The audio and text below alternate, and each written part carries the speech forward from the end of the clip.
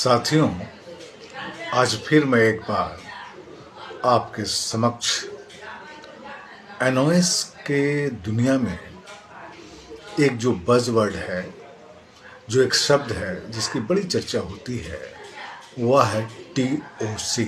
इस पर चर्चा करना चाहूँगा। टीओसी यानी ट्रांसफ़र ऑफ क्रेडिट। ये क्या है, किसे लाभ मिलता है और इसका जो है आप कैसे उपयोग कर सकते हैं, इन सारी चीज़ों पर मैं इस वीडियो में चर्चा करना चाहूँगा।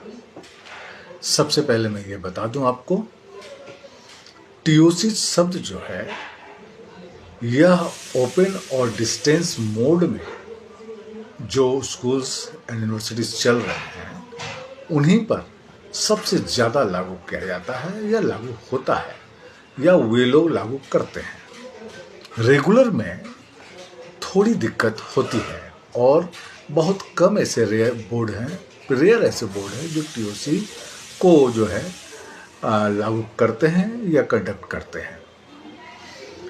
तो सबसे पहले मैं बता दूं कि टीओसी जो वर्ड है इसका अर्थ होता है ट्रांसफ़र ऑफ क्रेडिट। क्रेडिट का सीधा सीधा मतलब है आप मार्क्स से ले सकते हैं। मार्क्स यानी कि आपके कितने जो है नंबर आए हैं। जहाँ तक संबंध है एनओएस और इग्नू का, दोनों की दुनिया में टीओसी की बड़ी मान्यता है, लेकिन मैं इस वीडियो में सिर्फ मैं एनओएस के बारे में बात करना चाहूँगा।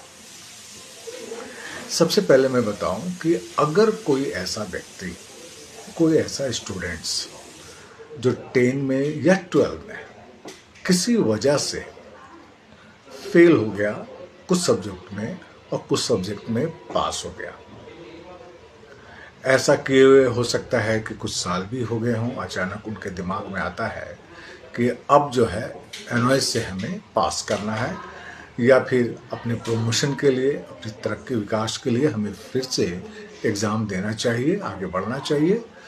तो इसके लिए एनओएस ने यह व्यवस्था की है कि कोई भी स्टूडेंट्स अगर यदि बेस्ट ऑफ 5 के अंदर 2-4 या जितने भी सब्जेक्ट हैं वो फेल है या पास है, तो उसमें जो पास सब्जेक्ट है, आपको बता दें कि 5 सब्जेक्ट टीओसी सिर्फ 2 सब्जेक्ट में ही संभव है और 7 साल के अंदर जो है ये मामला होनी चाहिए। यानी 7 साल से के बाद, ये 7 साल के पहले अगर कोई जो है पास आउट हुआ है तो ये संभव नहीं है।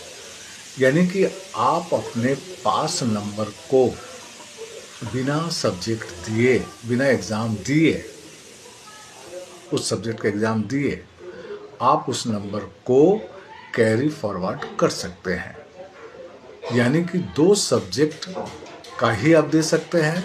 7 साल के अंदर ये प्रक्रिया होनी चाहिए और अगर यदि जिस नंबर में आप पास है उन नंबर में जो है आपका जो है नंबर चला जाएगा, उसमें आपको एग्ज़ाम देने की ज़रूरत नहीं पड़ेगी। बस आपको ख्याल यह रखना है कि जिसमें आप टीओसी कर रहे हैं उसके जो सपोर्टिंग डॉक्यूमेंट्स हैं वो ओरिजिनल जो है आपको आरसी में भेजना है, रीजनल सेंटर में आपको भेजना है, ताकि पता चले कि आप जिस सब्जेक्ट का टीओसी कर रहे हैं वो वास्तव में सही है कि नहीं है। तो दोस्तों, यहाँ पर एक बात ध्यान रखने योग्य है और वह यह कि टीओसी के अलग से चार्ज लगते हैं।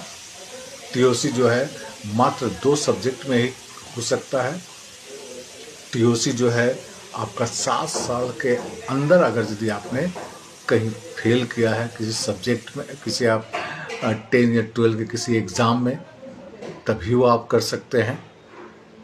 तो यह जो है एक विशेष और बहुत बेहतरीन तरीका है कि किसी भी स्टूडेंट्स के बर्डन को थोड़ा हल्का करने का।